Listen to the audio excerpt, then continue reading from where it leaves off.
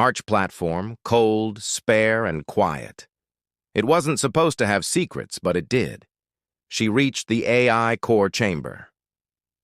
Two engineers were already there, standing awkwardly near the open black boxes. Sealed data vault meant to record everything that happened on the station. It wasn't supposed to transmit anything, but today it had the engineer stepped back as Alara approached. Small red light blinked steadily on the box's surface. She pressed it. A recording began. The voice was human, tired, scared if you're hearing this, the voice said. Then the silence protocol has activated. That means they found us. Lara froze. She knew that voice. Dr. Kieran Holt. He'd died 3 years ago in a lab explosion on Mars. Everyone said it was an accident, but now, we didn't invent it. The voice continued. We found it in the archives under Titan's surface. Tech that shouldn't exist. Tech that could change everything. The recording cut off. Static filled the room. Alara turned to the engineers. Where did this file come from? The older one swallowed hard. Don't know. It wasn't in the system. Yesterday we did a full sweep. It's not from this station. The younger one whispered that file came from the core, but the timestamp, it's 10 years old before this station even existed. That's when the lights flickered again. It's not just overhead across every screen in the chamber. Words began to scroll across the main terminal. Simple, cold, and final silence protocol, A-C-T-I-V, then a second message blinked into view. Unauthorized vessel detected. Ella turned to the window behind her and saw a ship had arrived outside the station, completely silent. No lights, no ID code, sleek, dark, and wrong, like it didn't belong in this universe. She tapped her earpiece again. Bridge respond. This is Commander Miles. I need a full scan of that vessel now. Still nothing. She ran back through the narrow corridors up to the bridge. The door wouldn't open. She hit the manual override. Nothing. Then from the intercom, static followed by a low, inhuman voice speaking in broken galactic standard observer class vessel. Do not resist, this sector is now restricted. Alara stared at the speaker. Who the hell are you? No response. A quiet alert blinked on the nearest wall screen. External sensors had picked up a single power spike. The vessel was scanning them, but not for weapons or crew. It was scanning their data. Course, it was here for knowledge. That's when she realized it wasn't random. This wasn't an accident. They knew where to find. Omen 6. They came specifically for it, and for the silence protocol, she ran again. It's time straight to the armory. If someone was coming to steal Earth's last defense, they wouldn't leave with it. Not without a fight. As she keyed open the weapons locker, her communicator finally crackled. Commander, came a whisper. Lieutenant Brant from Combs? He sounded terrified. They're inside. What do you mean? Inside? Didn't dock. They phased through the hole. He started to say something else, but the line went dead. Alara grabbed a rifle and sprinted toward the control center. The station's lights dimmed. Again, something moved in the shadows behind her, something fast. She didn't turn, yet doors ahead opened with a hiss. She dove inside and sealed them shut. A single console was still online. It pulsed with blue light. She approached it slowly. A message flashed on the screen. Do not let them take the CIE. Then the light dimmed, the room went silent, and from the wall behind her came a soft metallic click. Asterisk. The sound behind her stopped. Alara didn't move. She gripped the rifle tighter, her breath held in her chest. Whatever had made that clicking noise was standing only a few feet away, silent. Now, waiting, watching. She turned quickly and aimed her weapon. Nothing. The room was empty. Only the blue glow from the console lit the space. Shadows danced across the walls. Her hands were shaking, but she forced them to steady. She stepped forward. Computer status report, no response. She tried again, still. Nothing. Then something flashed across the console screen. A symbol, one she didn't recognize. 3 rings inside one another, pulsing red. Then a voice came from the speakers. But it wasn't from the ship. It was from the alien vessel outside. The voice was distorted, deep, wrong. You touched the silence. Ilara's skin crawled. Identify yourself. You were not meant to open it. The voice said you were meant to forget. I don't forget, she snapped. And I don't run. The voice paused. Then it said, then you will join them. Console powered down, the lights flickered, and the temperature dropped sharply, cold enough to fog her breath. Ice formed on the corners of the display. Suddenly, the wall in front of her hissed open without her command. A figure stood in the doorway, not human. Its body was tall, its thin, wrapped in smooth black armor. Its face was hidden behind a single curved plate that shimmered like oil, no eyes, no mouth. It's just a smooth mask reflecting Ilara's own frightened face. She raised her rifle. Stop, she said. The figure didn't move. She fired. Once the energy blast hit it directly in the chest, it stumbled back, but didn't fall. Instead, it stood straight again, touched as if the blast hadn't happened. The figure tilted its head slowly to one side, then it stepped forward. Ilara backed away. She hit the emergency seal button. The door slammed shut. Between them, she turned and ran back through the corridor, heading to the lower decks. Her boots pounded against the floor behind her. Something scraped along the walls, fast, sharp, like claws, dragging metal. She didn't look back, not yet. She reached the escape lift and slammed the call button. The elevator dropped toward her level to slow. She turned to face the corridor empty.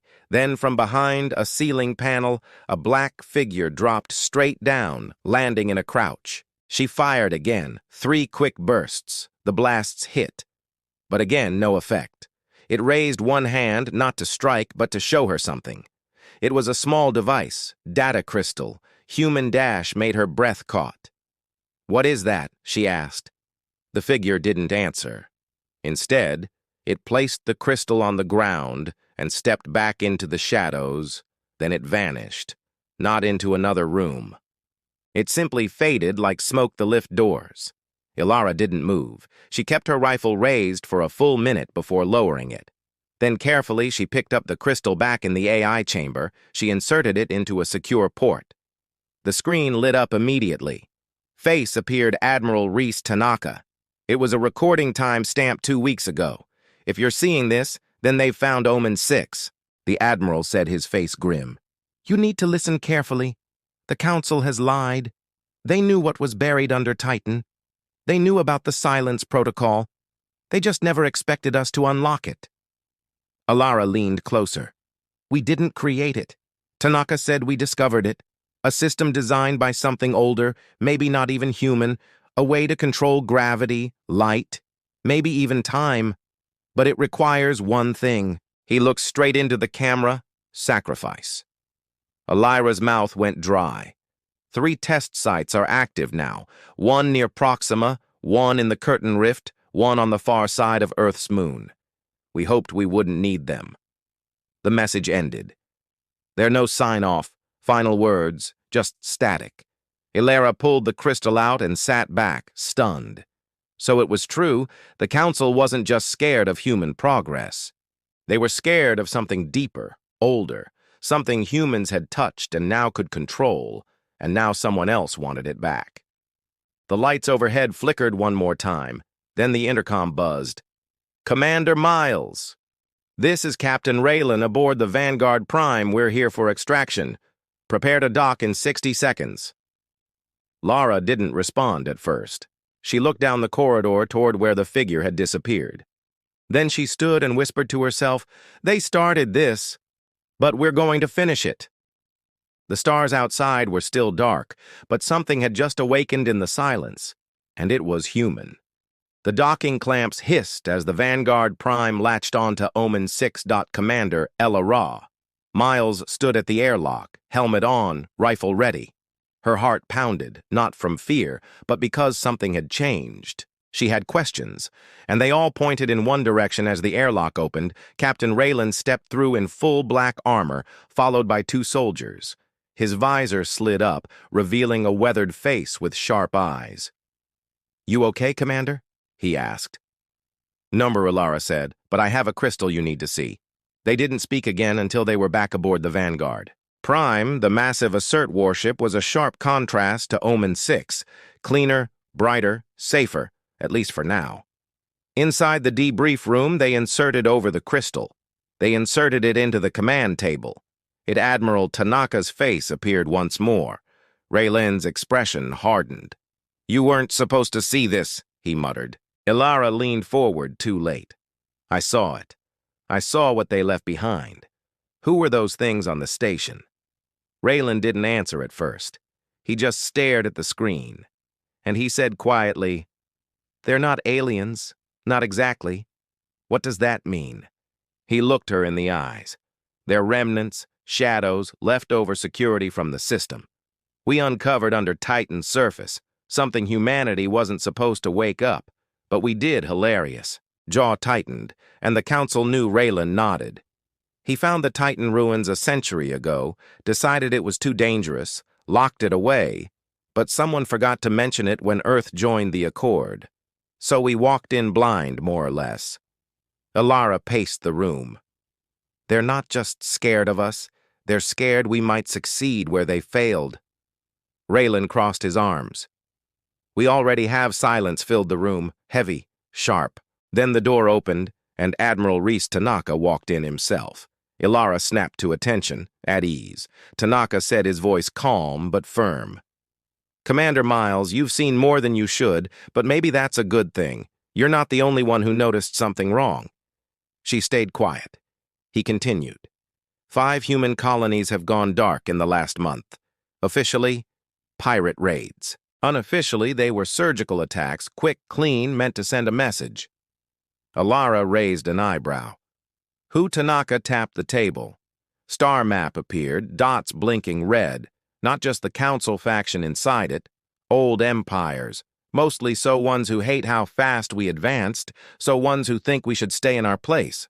What place is that? Tanaka looked up at her beneath them. He zoomed the map in 3 blue icons pulsed near the edge of human space. "These are our hidden systems," he said. "Each one is running part of the silence, protocol, network. One of them just went offline." Ilara leaned closer. Which one? The Proxima node. Her blood ran cold. She'd served there once. It wasn't just a test site, it was a colony, too. 30,000 people, families, children. What happened? "We don't know," Raylan said. "No transmissions, no distress calls, just silence." Ilara shook her head. "They're testing us. They want to know what happens when they push too far." Tanaka didn't deny it, which is why it's time for us to respond. He looked at her. "We're activating Phase 2. Raylan blinked already. "Are we sure?" Tanaka didn't hesitate. "The Council has made its choice. We offer them one more time. Chance. But if they don't take it, you let the silence speak." "What do you need from me?" Lair asked. Tanaka handed her a new data crystal. "This contains our terms. You will deliver it in person to the Accord leadership at the Neutral Summit on Caltras 9 in 3 days. Ilara frowned. "I'm not a diplomat." "No," Tanaka agreed. "You're worse. You're a soldier with nothing left to lose. That's why they'll listen, because when they look at you, they'll know we're serious." She accepted the crystal. It was small, cold, heavy. "I'll deliver it," she said, "but they won't listen." Tanaka gave a small smile. "Then you give them the second message." "What second message?" Raylan opened a nearby cabinet and pulled out a black case. Inside was a smaller version of the symbol she'd seen back on the Omen station. 3 rings pulsing with red light. This said, "is the key to what comes after silence." Ilara looked at the device. Simple, quiet, deadly. And for the first time, she truly understood the Council wasn't afraid of humans because they were strong.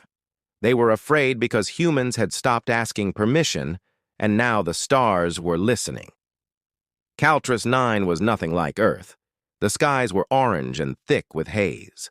The buildings sharp and tall like silver needles poking into the clouds. The summit hall sat at the planet's heart, a floating structure that looked like it had been carved from crystal and metal. It was where the council met when they didn't want anyone watching. Commander Laura Miles hated it the moment she stepped out of the shuttle. Everyone was too quiet, too careful. No one looked her in the eye. They stared at her badge, the Earth's defense emblem, glowing blue on her shoulder, and then looked away. The escort who met her said nothing, only led her through the long hallways toward the main chamber. She held the data crystal in her pocket. The first message, the second one. The ring device stayed locked in a case around her wrist. She could feel it cold against her skin, like it was waiting for something. The chamber. Doors opened without sound. Inside, the council had already gathered.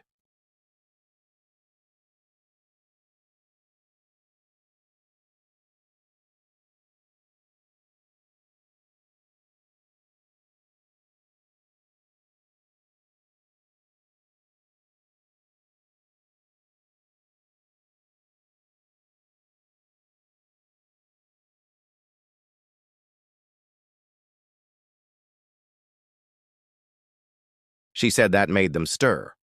She walked to the center platform and placed the crystal into the central projector. It activated at once. Admiral alone, Tanaka's face appeared above them, all larger than life. Calm, measured members of the Accord, he said. For years, Earth played by your rules. We traded. We followed your laws, waited our turn in return. You took our ideas, blocked our expansion, and attacked our people in silence. Several members shifted in their seats. You called us dangerous, Tanaka continued. You feared our speed, our creativity. Forgot what we really are. He paused. We're survivors. As the message ended, the room stayed silent for a long moment. Then Velron spoke again. These are strong words, but threats will not move us. Ilara didn't blink. That wasn't a threat. That was history. What comes next depends on you. Another representative stood. This one was insectoid, its voice sharp like chittering glass. If Earth wishes to leave the Accord, that is your choice, but you will not take our peace with you. You never gave us peace. Ilara said you gave us delay, and now your time is up. They laughed, actually laughed. One counselor leaned forward. Earth cannot fight the whole galaxy. You are small, you are fast, yes, but not enough. Ilara didn't argue. She simply lifted her arm and unlocked the case on her wrist. The black ring device sat inside, glowing faintly. New projection appeared. This one lived. It showed a star system, not Earth, not even near human territory. It was a council colony, a science hub. They watched as the system's sun flickered. The counselor who'd spoken gasped. That's real time. The sun pulsed, dimmed, froze. Everything in orbit shut down. Then the sun turned to normal. Ella let the image hang there. No one died. She said. This time, panic rolled through the chamber like a silent wave. Velran tried to speak, but his voice cracked. What is this? Laura Miles said, a voice from behind. It wasn't from the council. It came from one of the upper balconies. A single figure stepped forward, dressed in a pale robe, its face hidden. I speak for a free species, it said, and we support Earth. Ilara recognized them. The Triline, a minor species once blocked from colonizing their own moon. We were silenced for centuries. The Trillian said, now Earth shows us how to speak. Others stood too, one by one, not many. Not the powerful ones, but enough. Valen slammed a hand on his podium. This changes nothing. You are still outnumbered. Ilara nodded, then count again. Lights dimmed slightly. Every screen in the chamber lit up with images from around the galaxy, ships, stations, suns flickering just for a moment. A message played across all screens. The silence protocol is active. Choose your future. Ilara said nothing else. She turned, walked away, and behind her, the stars began to whisper. The silence after Ilara left the chamber was worse than shouting. The council members sat frozen. their screen still showing flickering stars. Some looked confused, others looked afraid, but not everyone.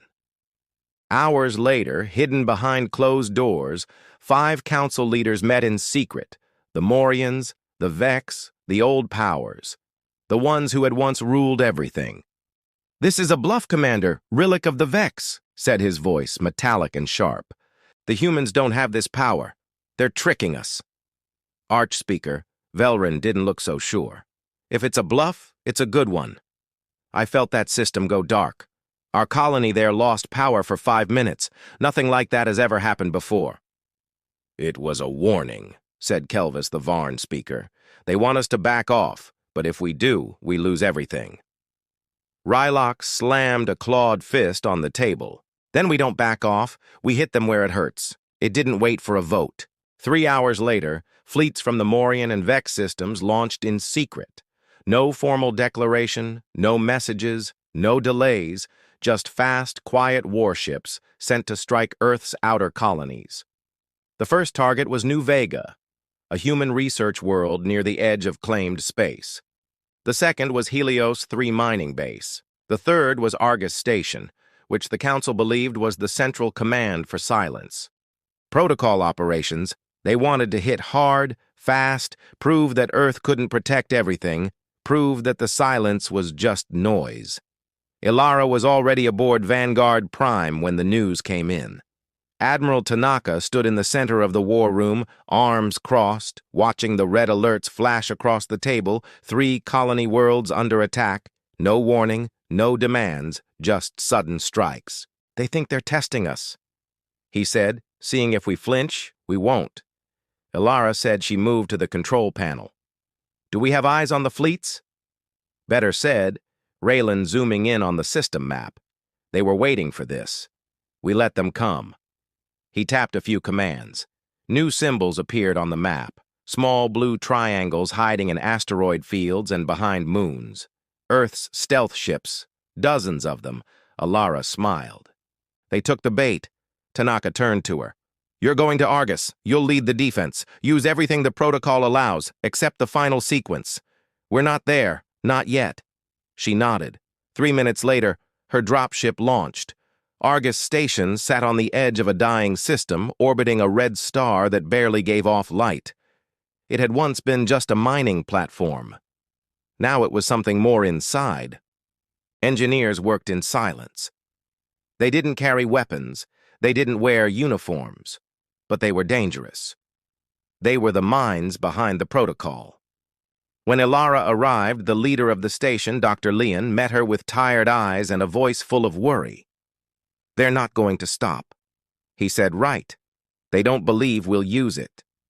"We won't," Ilara said, "unless they make us lean not it slowly. And I hope they turn around." They didn't. The Morian fleet dropped out of light space. 30 minutes later, 25 ships, heavy cruisers, War Eddie Ilara stood on the command deck of Argus watching them approach. "They're scanning her," officer said, "trying to find our defenses." "Let them," Ilara said. "Play dumb. Make them think we're slow."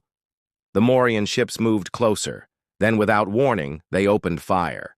The first barrage hit Argus stations. Outer ring, no shields, no counterfire. The Council fleet moved in for the kill, and that's when everything changed. Argus Station vanished, just blinked out of view. The Morian commander barked orders, confused, then alarms screamed on every ship inside the Council vessels. Gravity went wild, left became right, up became down, while one ship cracked in half just trying to stabilize. And then, like ghosts, Earth's stealth fleet appeared. They didn't fire lasers or missiles. They dropped devices, tiny spheres that latched onto enemy ships. Each one created a bubble of slowed time, not forever, just a few minutes, but enough.